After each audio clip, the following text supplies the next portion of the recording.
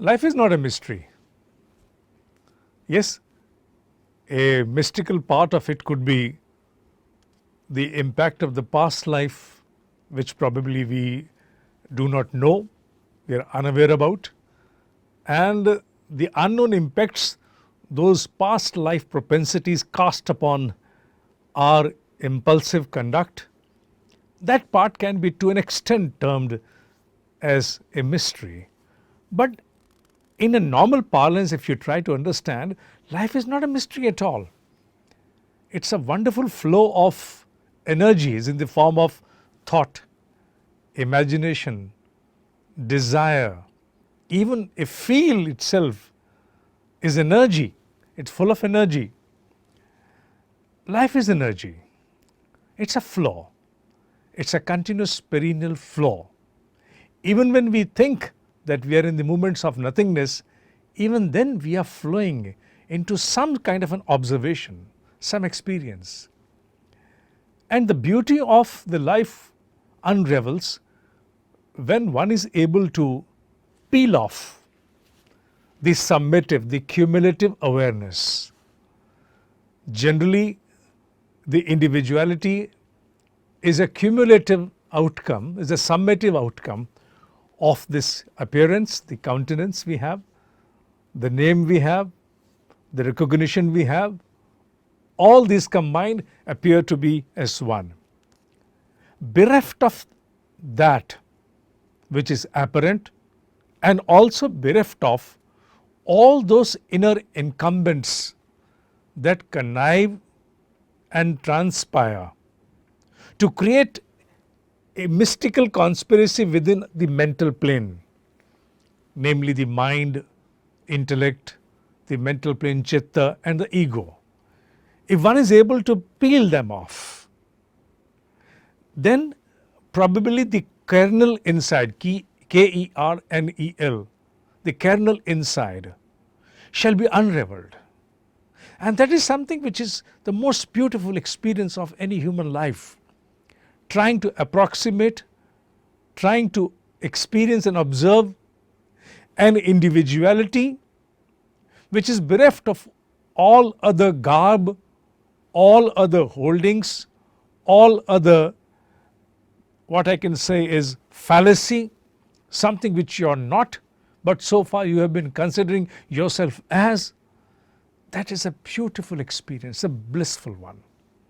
The true blessedness is in unraveling that spark within yourself, which is there as a witness. And this can be very well observed through a technique that we term as an esoteric learning under Vijnanamaya Kosha. In Vijnanamaya Kosha, we try to get into the experiential dimension.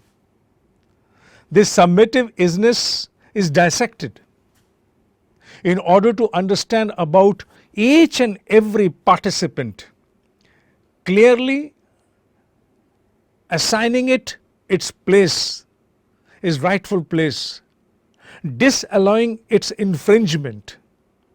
Mind has its place, mind had its stature, its assignment is to give us urge, desire, newness, every moment a newness, a seeking of newness. Intellect has its own role, its ambit is well defined to process different inputs of information and then project before one various alternates. The chitta, it has got its own ambit, its own role. It has to recall all past memories. The reiterations come from there. The recollection comes from there, whether this life or past life. Then we have the last one at the back, which is the ego. Ego may not be the right word in English to understand the real essence of an individuality. Ahankar in Sanskrit is the right one. The best could be in English to say pure ego, pure isness. I exist, I am there. If I am there, I have a name. If I am there, I have an education, an experience, a network. If I am there, I have a body. If I am there, I have my wealth. And if I disappear, everything else shall cease to exist. So that isness is ego. Going within your own existence and unraveling to peel off, dissect, synthesize all those layerings within, then furthers you to realize the blessed one, which is the pure spark.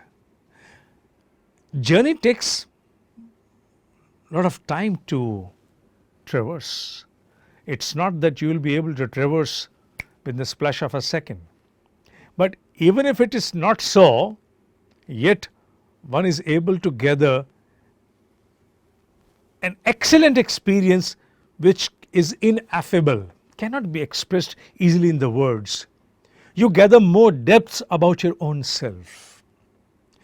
And more you're able to gather more depths about yourself, something more unravels. That is understanding about others, accommodation of others.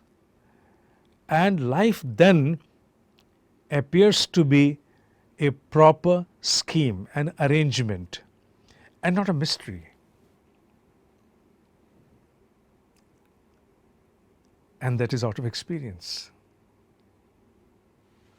That is all out of experience. I teach this subject and I would love to share more upon that in the coming videos.